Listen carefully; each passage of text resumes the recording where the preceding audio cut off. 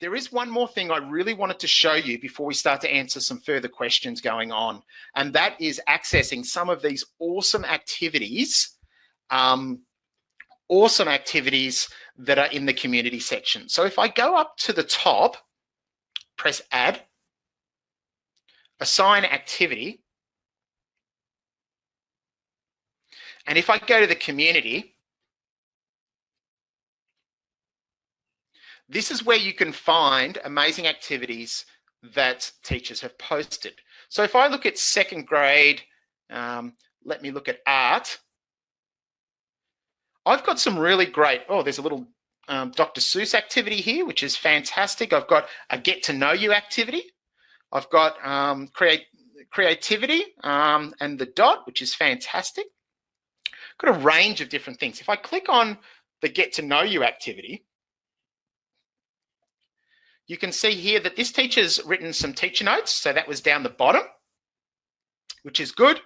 They've got very simple instructions with definitely an audio recording there, which is what we want to see.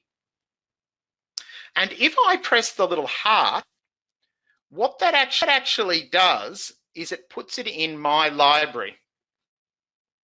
So if I go to library now and I open that activity in my library, you can see that I can do some different things. So I'm not really that happy with the teacher using her voice, and maybe there's a picture of the other kids or something that's in there. So what I'm actually going to do is right down the bottom, I'm going to copy and edit the activity. And I'm going to say that this is actually activity 1, get to know you. I might leave these look good. I might get rid of the audio recording and add mine, because it's always good to use the teachers. There's a sample attached. I might be able to create my own sample instead of using someone else's. And I might actually add a template for student responses. So in essence, what have I done here? I've copied someone's awesome activity and I've personalized it for my students by adding some instructions and maybe changing the steps as well.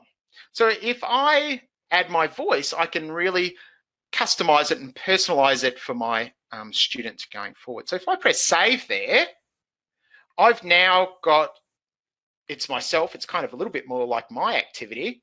And what I've actually got here is I can assign that to my students going forward there with my recording and a little bit of personalization from my end going down. So that was something that allows you to get these awesome activities off the community page, but also just spending that, 2 minutes personalizing it and customizing it. And we know that flipped, for example, with flipped learning, there is data to suggest that when it's actually coming from the teacher's voice and it's actually personalized and it's not someone with a different accent that they don't know, the results actually improve and their quality of work is higher. So I'd encourage you to really customize those awesome activities that are currently sitting in the library section there as well.